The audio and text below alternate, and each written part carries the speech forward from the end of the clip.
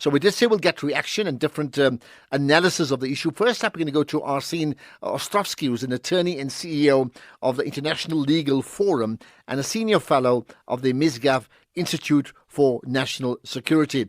Arsen, appreciate your time. You're live on the National Pulse. Thank you. Thank you. Okay, you've obviously heard the ruling. What's your thoughts?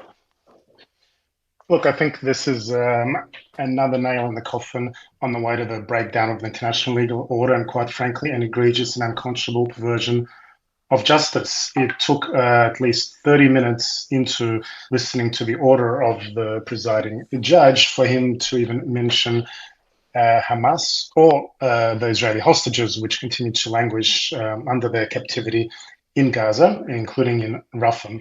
But I think words matter and are crucial here. And the primary order, of course, of the court was that Israel halt its military offensive in Gaza. But the next sentence which followed said, which may inflict on the Palestinians certain criteria and conditions. Now, Israel, I believe, is well within its rights to argue those operative words, which may, that its operations do not provide for those conditions, that adequate allowances have been made for evacuation and the necessity, of course, for Israel to rescue its hostages and defeat the remaining Hamas battalions there. So I think that ruling and those words, especially which may inflict, are crucial in this circumstance. Okay, but your opening lines, I mean, refer to a breakdown of international order, if I've quoted you correctly, right? Why do you say that? Why do I say that? Well, look, when we look at this case from the very beginning, and quite frankly, I shall be honest, it is not Israel that ought to be on trial here, but Hamas. And I'll go one step further. South Africa, which essentially, for all intents and purposes, is standing there as chief legal counsel for Hamas.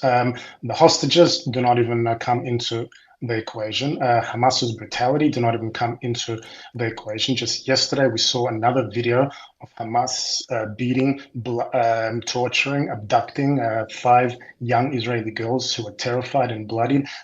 They do not come into this equation either. Israel, like any sovereign nation, is fully entitled under international law, not only entitled, but in fact has a duty to take the action necessary in order to defend its citizens, to defeat Hamas, which is and has been the aim from the very beginning, and to rescue the remaining 125 hostages that remain captive in Gaza, which barely even formed any part of the equation of the court's Is it not the case that, that Hamas was mentioned less because the specifically in terms of South Africa's application this time round compared to what they applied for before in terms of this modified ruling centered on Rafah in particular? Look, we cannot look at this situation, including in Rafah, in a vacuum. And we have to remember that Hamas's remaining 4 or 5 battalions are in Rafah. There are hostages who remain in Rafah. It is not possible to achieve the aims of this operation, which is and has been and continue to be the defeat of the Hamas terrorist organization and the rescuing of the hostages without an operation in Rafah.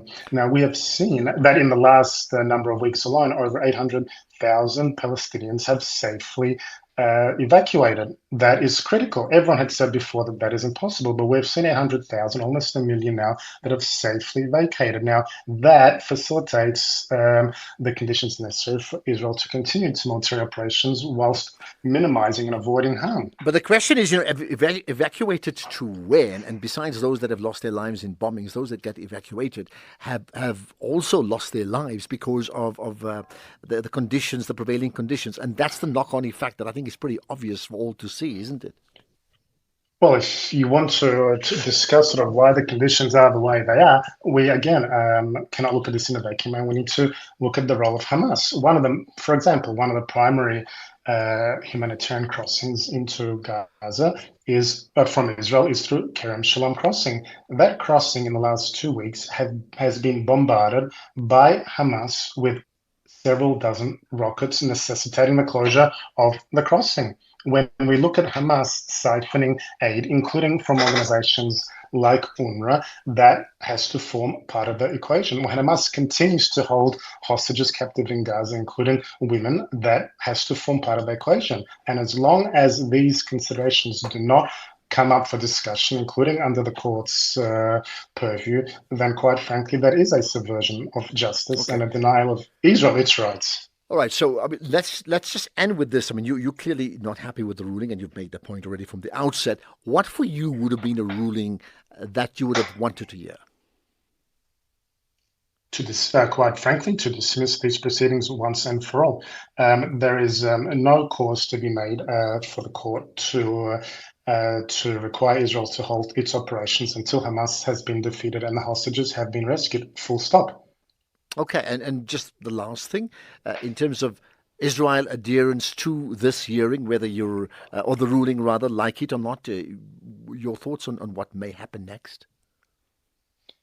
Look, no one and no forum will tell Israel that it has to stop whatever action it must take in order to bring back the hostages. We saw again the videos just yesterday. I don't know if you've seen them. They were gruesome, they were jarring, they were horrific. These are our girls, our daughters, our sisters. No court will tell Israel to halt its operations to rescue them.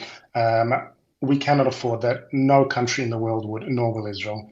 Okay, let's leave it at that. Arsen Ostrovsky, an attorney, CEO of the International Legal Forum and senior fellow at the Misgav Institute for National Security. In fact, his opening line is telling about this breakdown in international law as far as he is concerned.